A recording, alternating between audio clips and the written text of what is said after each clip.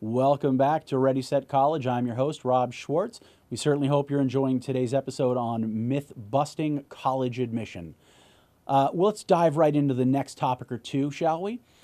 Number 4 on the list, shopping based on the college's cost of attendance estimate is a smart way to go. This is almost a trap, I've got to be honest with you. When we talk about the cost of attendance, or COA, we're talking about all of the values factored into 1 year of attending a particular school. This is tuition, fees, room and board, transportation, health fees, books, you name it, it's in that cost for 1 year. So when you start looking at these numbers, sometimes you'll look at a private college or university. You'll look at a school like, say, USC, and you'll see a $62,000 or $63,000 tag. And you'll say, there is no reason on earth for us to apply to this school. Let's pick a Cal State or a UC with a much, much smaller list. I've got news for you guys. This is just not the case. You will find many times there are opportunities, especially low-income families, where a school like a USC or a Stanford with a very, very high number to hit will meet 100% of your demonstrated financial need. So if you're a student who has very, very little income and your parents have very little income, but you're an outstanding student in every way, shape, and form, and you get into a school like Stanford, you'll find it is infinitely more cost effective than going to a UC or a Cal State. And the odds of you getting out of a private school in 4 years, way better than a public school.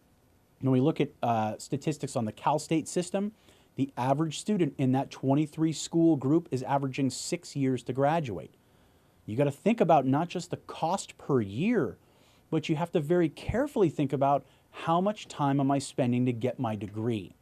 So you might save a little bit of money, but the 2 years between that Cal State and that private school degree that you could be out earning a living, you have to account for those 2 years as well.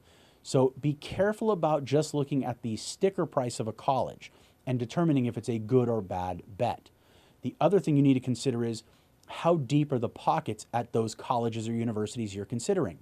More times than not, the more prestigious private colleges and universities are going to have deeper pockets than some of the public schools, which means they're going to offer you more money than the public school might be able to. So be careful, be a better consumer. We'll have some guests on in the coming weeks that'll address these issues in a much more detailed fashion, but just don't make the mistake of discounting a school based on its original cost of attendance. Let's move on to the next myth. Number 5 is I need to take all AP and honors classes or else I won't have a shot at the most selective colleges in the country.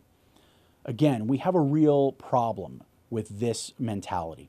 Students who come up to me after I give a presentation and they say, hi, I've got 6 AP classes and I'm getting A's in all of them. Can I get into an elite school? First is, what else is going on in your life?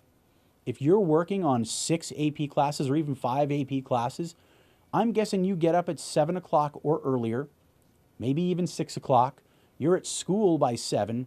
You work a full school day. You stay after. You have additional work you need to do. You come home, you do 5 or 6 hours worth of homework to keep up with the demands of all of those classes. You go to sleep at 1 o'clock in the morning and you do it all over again. Where is the rest of the development of that person? Where is the soul of the student? Because all I'm hearing based on I'm taking 5 or 6 AP classes, I'm just a machine. I'm pumping out grades and I'm pumping out AP scores because I think that's what colleges want me to do. That isn't how it works. Even at a selective college, yes, they want you to take challenging courses. That is still the most important factor in an admission decision. What you're forgetting is they're also looking at your test scores, your essays, your extracurricular activities, and in smaller schools, they're going to look at your letters of recommendation and your demonstrated interest to the college. And if you don't have all of those things, you're shooting yourself in the foot. You have to be careful and you have to balance your time. Remember that colleges are going to ask a few questions when it comes to, are we or are we not going to admit you? Question number 1, are you smart enough to go here? That is the basis by which you took those 5 or 6 AP classes, and you clearly are. Question number 2 is, do we like you? That's going to be found through your essays and your extracurricular activities. And if you don't have the time to do extracurricular activities and you don't have time to write well-developed essays, you're going to be coming up short on the stick. And knowing we're only talking about 1 in 4 or 1 in 5 or 1 in 6 or 1 in 10 students getting into these most selective schools, you need to be aware that you have to be a whole person. Third is, do other people like you? And that's where those letters of recommendation come in. Be a whole person in and out of class, and you will find you're going to go much, much further. Speaking of going much, much further, come back. We've got one segment left to go here on Ready, Set, College. We'll tackle a couple more myths when we come right back.